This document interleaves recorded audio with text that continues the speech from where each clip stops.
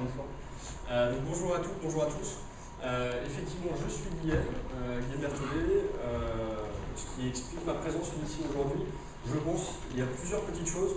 La première, c'est que j'ai monté 3 boîtes, pas toutes réussies d'ailleurs, puisqu'on les réussi en foiré 2. Bizarrement, j'ai réussi la première et j'ai foiré les 2 suivantes. Donc je me suis remis un peu en question et je me suis dit que j'allais essayer d'apprendre un peu plus le métier d'entrepreneur en allant dans une boîte dont les entrepreneurs avaient réussi à faire grossir beaucoup. Donc j'ai travaillé pendant 7 mois ici. Je m'étais sûrement planté un petit peu de taille de boîte, puisque je n'ai pas forcément vécu totalement bien l'expérience. Et je suis retourné auprès des entrepreneurs pendant 3 ans, depuis 3 ans, à l'incubateur HEC que j'ai monté et dans lequel j'ai accompagné un peu plus de 75 startups maintenant, qui ont connu elles aussi des réussites diverses et variées.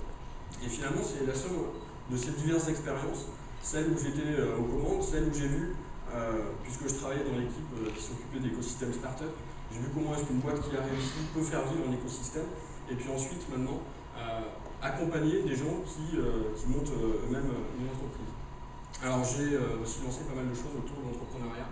J'ai lancé les apéros entrepreneurs, j'ai vu quelques têtes qu'on retrouve de temps en temps, qui est un meet-up, une réunion mensuelle, tous les premiers jeudis du mois, sauf en juin puisque c'est férié, donc ce sera le deuxième, je ne sais plus à ce moment, donc tous les entrepreneurs venaient le 9 juin au bistrot des Colonnes, qui est un rendez-vous depuis 1 an et demi maintenant, à Paris et dans 30 autres villes.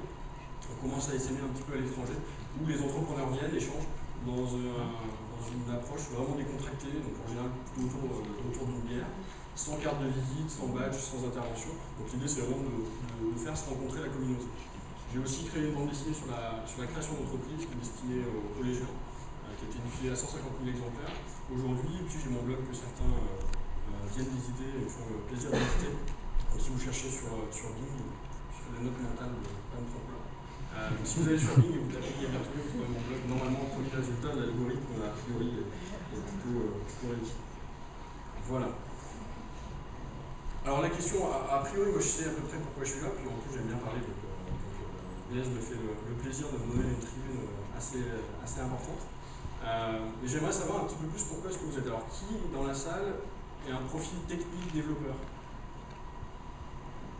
Ok. Qui en ce moment, quel que soit son profil, est dans une création de boîte?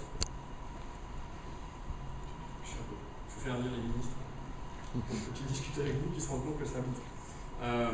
Très bien, alors du coup ça ne détruit pas ma presse, puisque, merci à ceux que j'ai payés pour le dire, puisque finalement, ce que j'ai observé depuis plusieurs années, en vivant auprès des entrepreneurs et en faisant les bêtises que j'essaie de leur éviter maintenant, je vais essayer de vous le dire, et ça tombe complètement dans le thème de la journée, qui est la Lean Startup.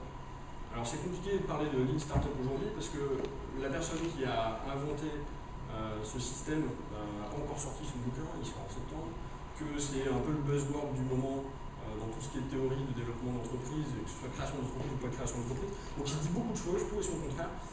Et finalement, j'ai essayé de profiter de cette demi-heure avec vous pour cadrer un petit peu pourquoi est-ce que, et comme vous êtes une majorité d'entrepreneurs, ça tombe bien, pourquoi est-ce qu'aujourd'hui, toutes les réflexions qui ont lieu dans le cadre de la Lean Startup peuvent être intéressantes et doivent en tout cas un petit peu rentrer dans vos cerveaux et dans vos façons de fonctionner pour essayer d'éviter quelques effets. Ce que j'ai observé évidemment, c'est que toute personne crée sa boîte pour atteindre le succès. Alors le succès, il se mesure de tout un tas de manières. Ça peut être en liberté d'opération, de travailler pour soi à son compte et de la manière dont on veut, de pouvoir travailler en caleçon la nuit si on a envie. Ça, je pense que ça parle à une majorité technique. Que ça peut être en termes financiers, en termes d'aventure entrepreneuriale, en termes d'aventure humaine.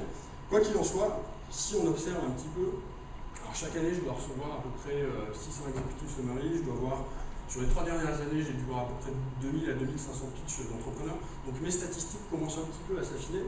Si on dit que sur 100 entrepreneurs, je pense que c'est à peu près ça dans la salle, je pense qu'il y en aura une trentaine parmi vous qui auront au bout de leur aventure, d'une manière ou d'une autre, mais en tout cas qui auront au bout de cette aventure. Ça veut quand même dire qu'il y en a 70% qui se retrouvent un peu plus bloqués à un moment donné, et ça pour, à mon sens, 3 raisons principales. Alors, la première, c'est une question de timing. Ce que j'ai observé, et je pense qu'on est un petit peu responsable tous ceux qui écrivent des blogs, qui font de la formation aux entrepreneurs, qui interviennent, et puis les journalistes aussi. On a donné quelque part une impression que monter sa boîte, c'était facile, et c'est vrai, c'est facile de monter sa boîte. Et dans le web, on a donné un côté un peu plus pervers, on a fait croire que c'était facile de se lancer rapidement et de réussir rapidement. Donc la plupart du temps, quand moi je travaille avec des jeunes entrepreneurs, ils ont en tête que dans les 18 mois, c'est plié, ils vont réussir à se payer, ils auront des clients, leur techno sera sortie, et que, voilà, la machine est en route et qu'il n'y a plus trop de soucis à se faire. Le problème avec ça, c'est que tout prend beaucoup plus de temps. Qu'en général, ce que nous on constate, c'est qu'avant 5 ans, pour un entrepreneur, à partir du moment où vous avez commencé à travailler sur l'idée, avant 5 ans, vous êtes dans une phase de survie. C'est-à-dire qu'il va falloir aller le plus vite possible, mais quand même tenir la distance. Et ça, c'est quelque chose qui est important à prendre en compte en conscience, c'est de se dire, c'est pas dans la ligne d'arrivée, elle n'est pas dans 18 mois. Alors il peut y avoir des points de passage, des checkpoints, qui vont faire que vous allez souffler un peu et changer un petit peu de taille. Mais il faut bien vous dire qu'une boîte web, ça se monte pas, comme on a un peu l'exemple, il suffit de lire les flux TechCrunch pour avoir l'impression que tout est magique et que les boîtes se créent, se revendent aussi bien que pendant la bulle. Mais c'est pas complètement vrai. Alors on commence à parler du bulle, mais pour les entrepreneurs, la réalité elle est quand même différente. C'est qu'aujourd'hui, lancer une boîte sur le web, le mobile, le software, et de manière générale, lancer une boîte tout court, il faut 4-5 ans pour arriver à vraiment souffler, à installer ses équipes, à prendre un petit peu de recul, à se rémunérer correctement et finalement avoir une machine qui tourne et dont on peut un petit peu s'éloigner. Et ça implique de se mettre mentalement dans cette disposition, mais aussi très vite de se dire il faut que j'aille le plus vite possible sur les premières étapes parce que le taux de mortalité, il est en général sur les 18 premiers mois. En général, c'est au bout, entre 12 et 18 mois, que se fait la décision. Donc il faut réussir à aller très vite. Le deuxième écueil qu'on rencontre, c'est qu'on a beaucoup de gens qui se lancent à corps perdu dans leur première idée. Et en gros, la centaine d'entreprises qu'on a accompagnées, les 75 de l'incubateur, plus d'autres qui sont dans d'autres programmes d'accompagnement, on s'est rendu compte que bien souvent, l'idée de départ, c'était juste un déclencheur. C'est intéressant, parce que ça vous met dans une disposition d'entrepreneur, ça vous fait expliquer un projet à votre entourage, ça vous décide à un moment donné d'y aller à temps plein, d'y mettre des billes, et d'y mettre votre cœur, et d'avancer. Ceci dit, c'est sûrement pas l'idée avec laquelle vous allez réussir. J'en vois certains dans la salle avec qui on a déjà parlé de leur projet. Je pense qu'ils sont déjà plus de la moitié à avoir évolué fortement. Et c'est normal. Et tout à l'heure, je vous donnerai tout un tas d'exemples. Alors c'est marrant, aujourd'hui je porte des chaussettes rouges. Alors j'ai toujours des chaussettes de couleur. D'habitude, je les prends chez Archiduchesse. Je fais pas de pub, j'ai pas de part chez eux. Aujourd'hui, ils viennent d'un site qui s'appelle Les Chaussettes Rouges, qui est un incubé qu'on a suivi, qui est arrivé chez nous avec une sorte de oui logo pour les marques. Et donc l'idée c'était de dire, place de crowdsourcing, demander à faire un logo, demander à faire un site web, nous on va organiser un concours. Alors forcément avec les monstres Create, WeLogo, 99 Designs et tout un tas d'autres, le marché était déjà un peu compliqué au moment où ils sont arrivés, c'était aux alentours de mars 2009. Et ils ont eu une marque qui leur a demandé de faire un logo dans l'industrie textile, et puis une deuxième, une troisième, ils ont commencé à évoluer. À l'époque, le site s'appelait Creativity Market. Et finalement, ils en sont venus à rencontrer les dirigeants de la marque de chaussettes du Pape. Et ils se sont dit, finalement, ce qu'on sait faire aujourd'hui, on sait aller chercher des gens pour animer une communauté, on sait faire à peu près un site web, on sait faire parler de nous. Ce qu'on ne sait pas faire, c'est vendre des prestations de design. Et par contre, on sait bien parler, on ne sait pas pourquoi, on a un fil qui passe avec les gens du monde textile qui ne savent pas forcément vendre sur Internet. Et donc, ils ont monté une boutique, les chaussettes rouges, avec l'exclusivité web des chaussettes du Pape, qui sont des chaussettes rouges ou pourpres, au choix, il y a 2 modèles. Et ils ont développé cette marque. Aujourd'hui, je ne peux pas vous communiquer les chiffres, mais c'est plusieurs milliers de paires de chaussettes qui partent chaque mois à 19,90 la paire. Donc c'est important de se dire que finalement, quand on rentre dans un processus qui va durer plusieurs années, comme on l'a vu précédemment, on y rentre aussi avec la possibilité finalement de changer d'idée en cours de route. Et on verra pourquoi c'est important dans cette approche de lean startup, de développement agile, mais pas sans développement technique, mais développement agile d'une entreprise. La troisième chose, on se rend compte la plupart du temps, surtout quand on a des équipes mixtes avec des techos, entre guillemets, voire quand les techniciens partent tout seuls en se disant en business, on s'en fout un petit peu, rassurez-vous, côté business, on n'est pas là. Qu'est-ce qui se passe? J'ai plusieurs cas comme ça à l'incubateur, assez rigolo. D'équipes qui sont parties sur l'idée de départ, qui se sont dit, on tient un truc génial, on va développer l'application. 8 mois de développement, donc il s'est déjà passé bien 10-12 mois. Donc rappelez-vous le petit chronomètre qui tourne et qui prend une forme de compte à rebours. Et au bout d'un an, super techno, le truc tourne, ils vont le montrer aux gens à qui ils croyaient vendre, et puis il se passe 6 mois, il n'y a pas de retour. Bon, 6 mois, on commence à se dire, finalement on s'est peut-être planté de marché, qu'est-ce qu'on a? On a une belle techno qui permet de faire certaines choses. On va essayer d'aller le vendre à d'autres personnes. Sauf que la barrière fatidique des 18 mois, alors 18 mois c'était la réalité, mais ça peut être à d'autres moments, c'est pas juste pour corroborer ce que je peux dire, fait que dans l'équipe ça se passe un petit peu moins bien, que financièrement c'est un peu plus compliqué, qu'ils sont un peu datés dans leur levée de fonds parce qu'ils ont parlé de leur appli pendant plusieurs mois à pas mal d'investisseurs et que du coup il faut se remettre en route et du coup abandonner le projet. Et pourtant super techno, très belle vision à moyen long terme, mais en tout cas une problématique de trouver les clients. Et c'est finalement, parmi toutes les raisons que j'ai données, c'est finalement celle-ci qui en général précipite la fin d'une aventure entrepreneuriale. C'est ce qui finalement est le plus dégoûtant pour un entrepreneur. Heureusement, donc ça c'est la merde. Et c'est d'autant plus la merde qu'il y a de plus en plus de gens qui créent.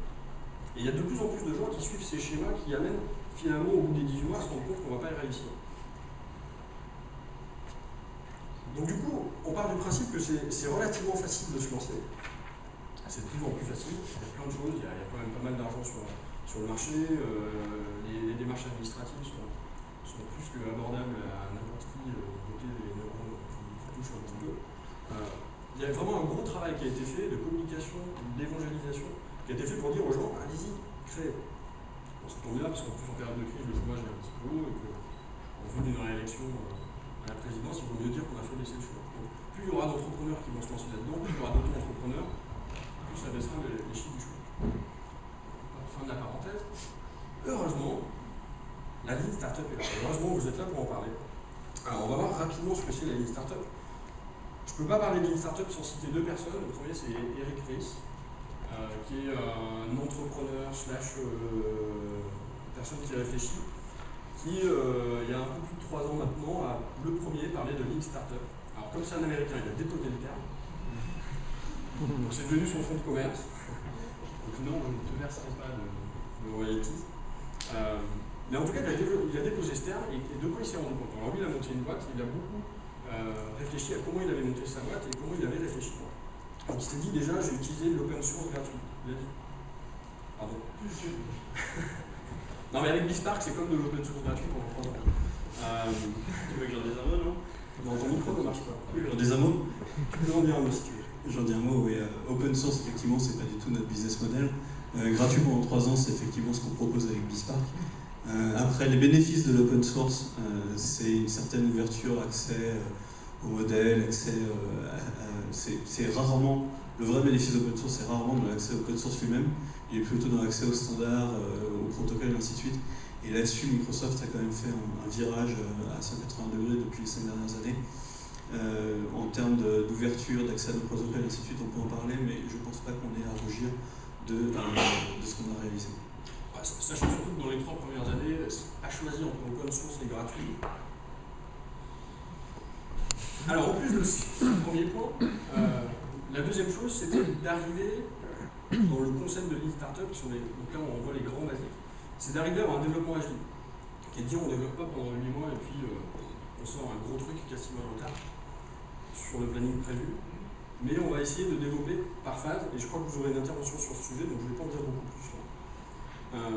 Autre chose qui est vraiment au cœur de toutes les démarches de Lean Startup, et ça a été après approfondi par la deuxième personne dont je vais parler juste après, qui est de dire qu'il faut obligatoirement être à l'écoute des clients constamment et le faire de manière méthodologique et rigoureuse. On verra après qu'est-ce que ça implique pour un créateur d'entreprise de se dire finalement j'ai un outil comme j'ai des outils pour faire du marketing, pour faire du commercial, j'ai un outil qui va m'aider dans le cycle de développement de mon produit et de mon offre et finalement de mon entreprise. Et puis le quatrième point qui est très important, c'est la rapidité avec laquelle tout cela doit se faire, où on doit changer un petit peu de paradigme.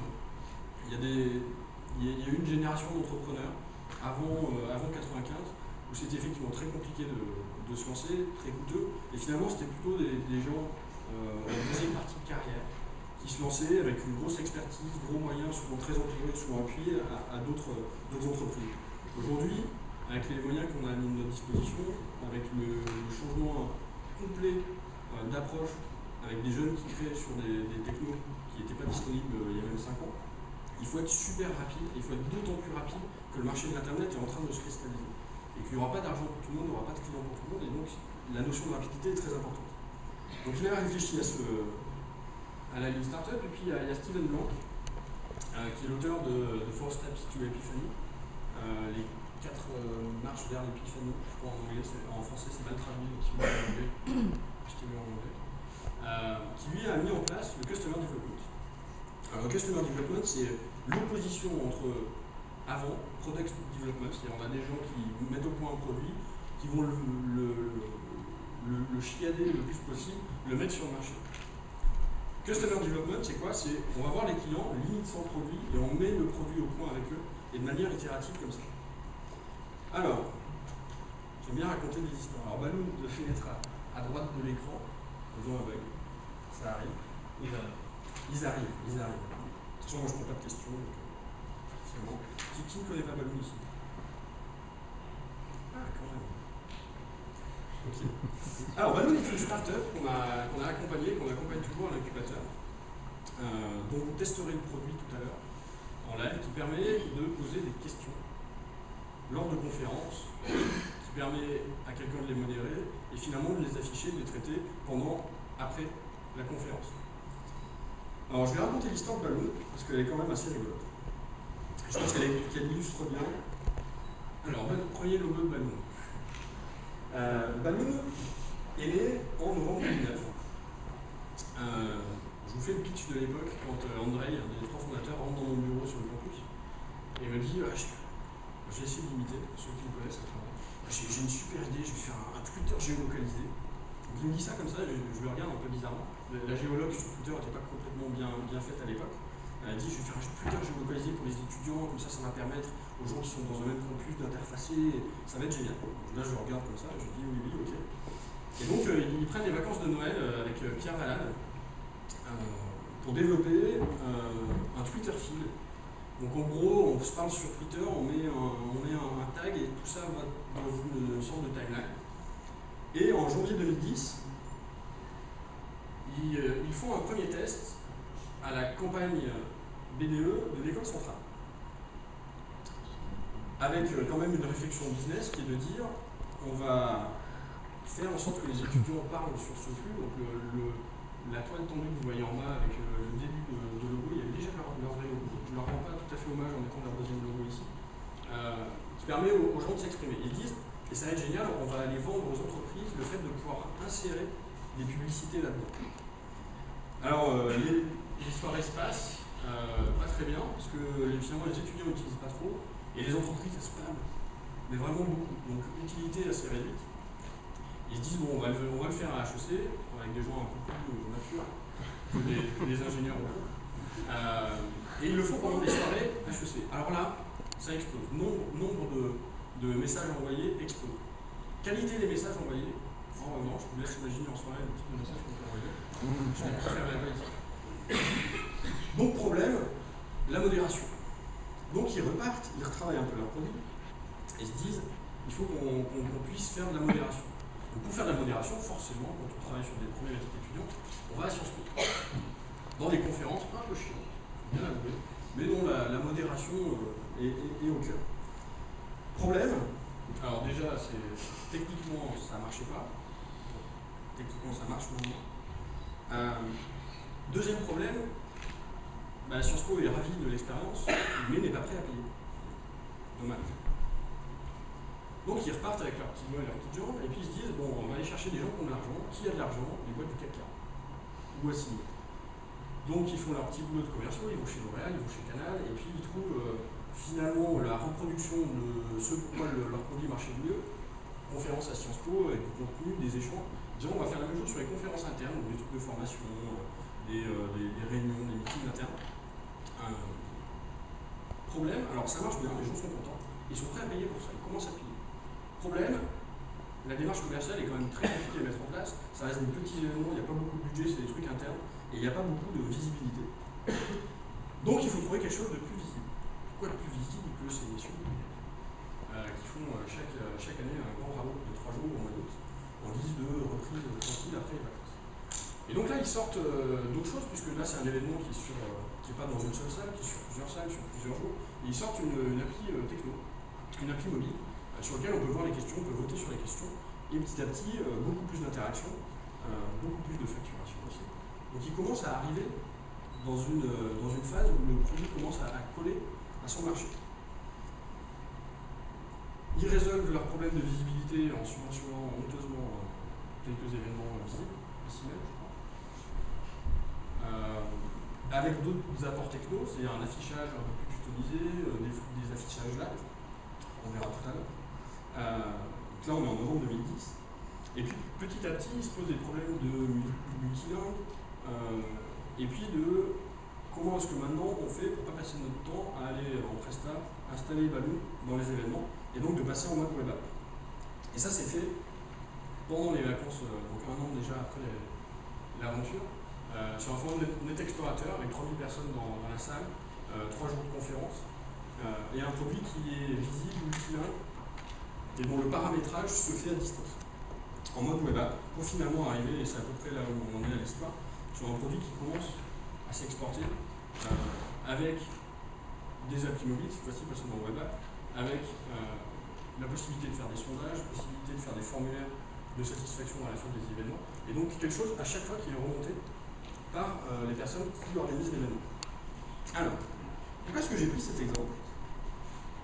Tout simplement parce que dans le Customer Development, et ça va être le moment où je vais être le plus prof de mon intervention, on a 4 étapes. La première étape, elle consiste à découvrir qui sont ses clients. Et pour ça, on va passer par 3 étapes qui sont importantes, qui est déjà se poser la question de dire où est le problème, quel problème on veut résoudre, et éventuellement face à ça, quelle solution on peut apporter. Une fois qu'on a ça, on peut arriver à se dire, ok, maintenant, on va développer avec notre petit doigt, ou avec l'agence avec qui on va travailler, ou en outsourçant, voire en offshoring.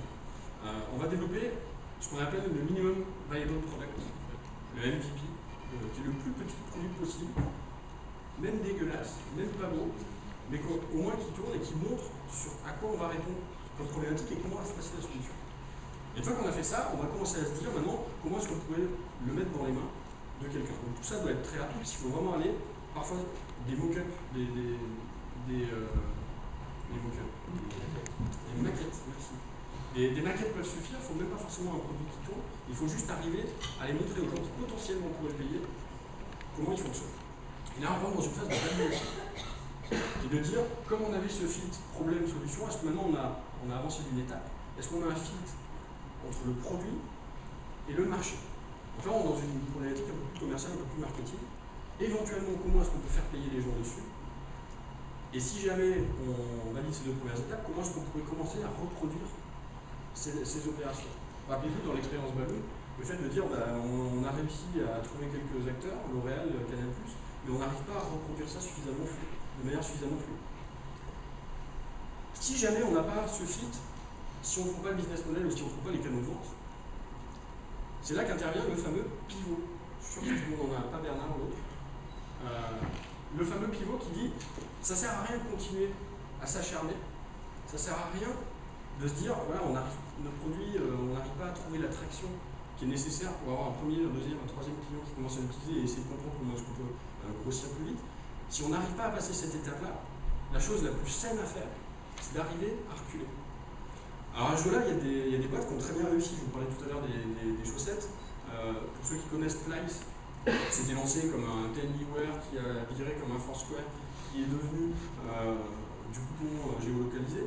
Donc à chaque fois, en faisant ces boucles-là, quelqu'un qui était intervenu ici à TechCrunch Sismic, Loïc Lemer, qui a fait exactement les mêmes étapes avec un chat en vidéo qui est devenu un client Twitter, Facebook, qui maintenant est un CRM social network. Donc à chaque fois d'arriver à évoluer. Et les exemples, on les compte de manière très très nombreuse. Alors ça on ne sait pas toujours parce que c'est pas toujours visible. Mais la plupart des boîtes qui ont réussi ne se sont pas créées sur l'idée de départ.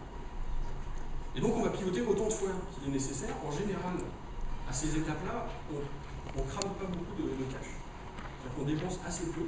Il faut réussir à dépenser assez peu pour justement tenir le temps d'arriver à la troisième phase. Maintenant, on va créer son marché. On va créer son activité, on va répondre à son marché et faire un passage à l'échelle. Dans l'exemple de Mano, c'est exactement ce qui est en train de se faire avec un mode web app et puis maintenant quelque chose qui est diffusé sur Internet avec l'idée de dire on a compris sur quelques exemples qui commencent à se répéter quels étaient nos cycles commerciaux, à quoi accrocher nos différents clients, combien ils étaient prêts à payer et de quelle manière. Maintenant, on va essayer de trouver les moyens de comment répéter ça de la manière la plus efficace possible. Et c'est seulement après ça qu'on va rentrer dans une analyse de comment on va organiser l'entreprise, comment est-ce qu'on va gérer les opérations et comment finalement on va faire grossir l'entreprise. Donc là, on va mettre les habits de patron de boîte et faire grossir ça et faire travailler les équipes. Donc cette notion-là est super importante et je pense que vous aurez tout un tas d'exemples d'entreprises et d'entrepreneurs qui vont vous expliquer comment ils sont passés à travers ces phases, que ce soit de manière sûre ou en tout cas... ça va que ce soit de manière maîtrisée ou pas. Et en tout cas, ce qui est intéressant, c'est que pour la première fois en création d'entreprise, on a un outil qui nous permet un petit peu à l'avance d'écrire les phases et surtout de se dire, sur les différentes étapes, comment est-ce qu'on va réussir finalement à savoir si on est dans le vrai ou si on n'est pas dans le vrai ou s'il faut revenir un petit peu en arrière. Alors, pour ça, je vous engage d'acheter le bouquin de Steve Blank,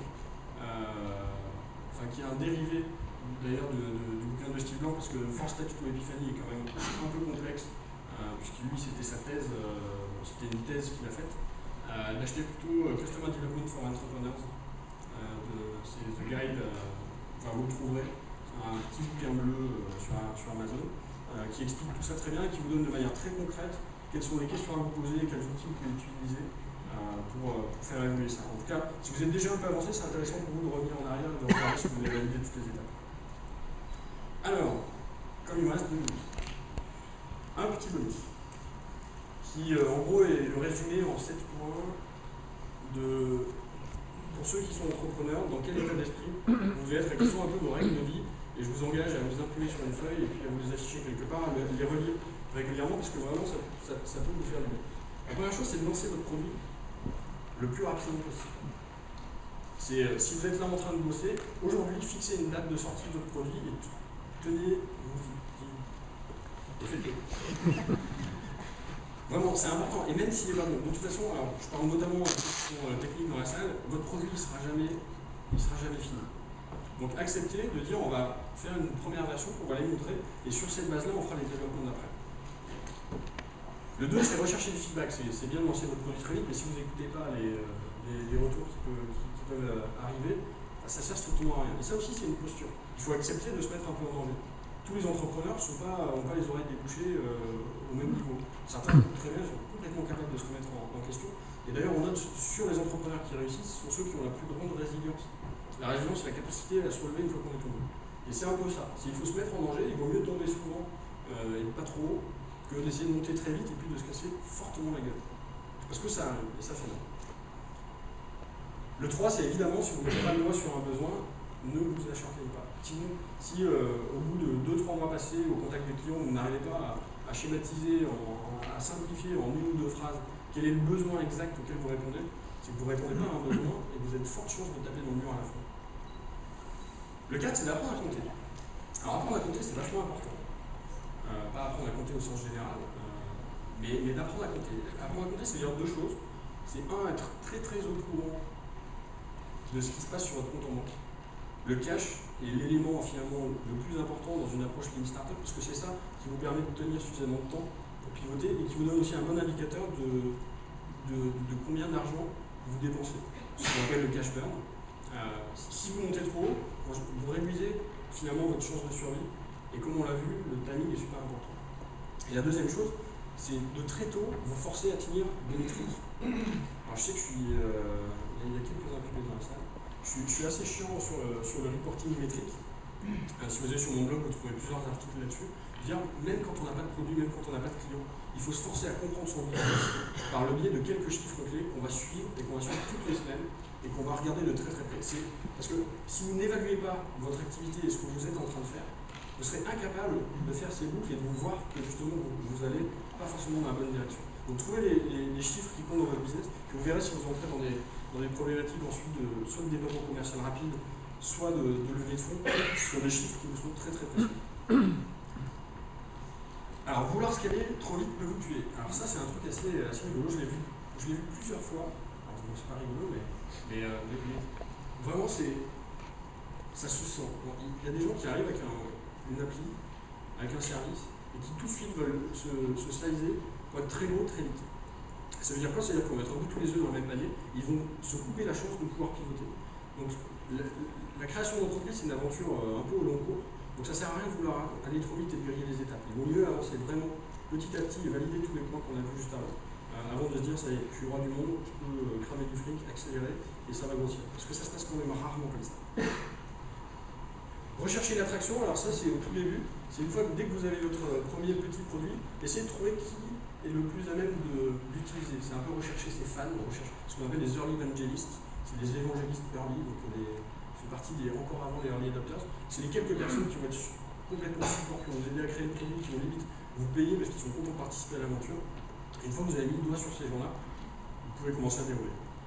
Et puis, ce qu'on oublie un peu trop souvent, très souvent les entrepreneurs, ils ont tellement envie que leur produit soit utilisé qu'ils sont prêts à le donner. Limite, ils pouvaient payer quelqu'un pour l'utiliser et de le faire. Et notamment dans le B2B, c'est super important de faire payer. Alors sur le B2C, il peut y avoir des problématiques business qui sont un peu différentes. Donc faites bien attention à valoriser, ou en tout cas à afficher un prix facial et puis de dire ok maintenant qu'est-ce que vous donnez en contrepartie qui fait que j'accepterai de baisser mon prix.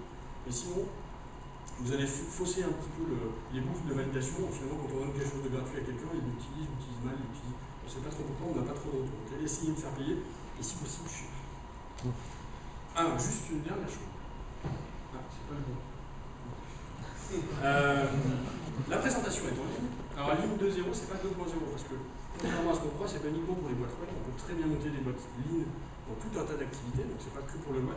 Donc, vous aurez la présentation. Si vous flashez ce code-là, qui est fait par Maïl Elephant, qui est un autre de nos incubés, vous trouverez tous mes contacts, dont un lien vers moi aussi, donc si vous voulez, vous pouvez y aller. Et puis surtout, ce qui est intéressant, c'est que cette start-up-là aussi a pivoté. Quand ils sont venus me voir il y a un peu plus d'1 an maintenant, ça fait un tout petit peu moins d'1 an qu'on les suit, leur idée, c'était 2 gars qui sortaient de boîtes de com, plutôt de grosses boîtes de com. Ils se sont dit, sur le mobile, il y a plein de trucs à faire. On a des clients qui font du display, donc c'est les 4x3, les abribus, les bus, qui font des pubs et puis ils ne savent pas ce qui se passe. Vraiment dans une optique ROI, Analytics. Nous, ce qu'on va faire, c'est qu'on va mettre un code là, avec un petit truc à la clé, genre gagne une réduc, regarder une vidéo super sympa pour faire du buzz. Et on va savoir comme ça combien de gens voient la fiche, on en déduira combien on suit, on pourra récupérer de leurs données, on pourra les amener sur des sites marchands. Donc ils partent là-dessus, ils vont voir des annonceurs, ils arrivent tant bien que mal en donnant leurs produits à en avoir un, puis 2, puis 3, mais ils sentent que le truc ne prend pas. Et ils disent voilà, nous derrière on fournit, on fait finalement, on met le code sur vos affiches, on l'envoie sur un autre endroit et puis on vous donne les chiffres. Et par contre, ils ont tout un tas d'annonceurs qui leur disent ah, votre truc c'est pas mal, mais bon, moi j'en ai pas forcément besoin. Par contre, ce qui m'intéresserait, c'est que j'ai pas votre truc ça renvoie sur mon site, mais mon site il est pas mobile. Et donc ils se disent ouais, on peut dépanner, on peut commencer à faire ça. Et finalement, ceux qui ont flashé, l'URL sur lequel ça vous envoie, c'est leur version bêta, donc c'est leur crappy product, donc c'est moche. Volontairement moche. Mais en tout cas, ce qu'ils proposent aujourd'hui, parce qu'ils ont su écouter leurs clients, c'est d'arriver à faire une sorte de WordPress de l'appli mobile, sur lequel tous les gens qui ont un site qui n'est pas mobile vont pouvoir aller plugger des choses dedans, vont maintenir facilement leur site mobile. Voilà, longue vie à vous, longue vie à eux, et puis merci.